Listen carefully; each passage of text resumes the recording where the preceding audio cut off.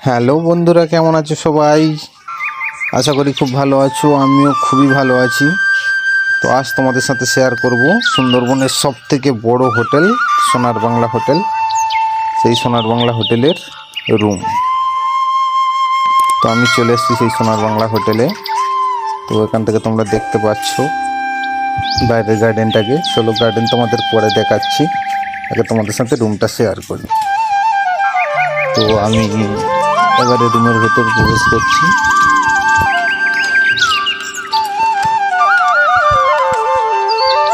তো আমি রুমের ভেতর চলে এসেছি।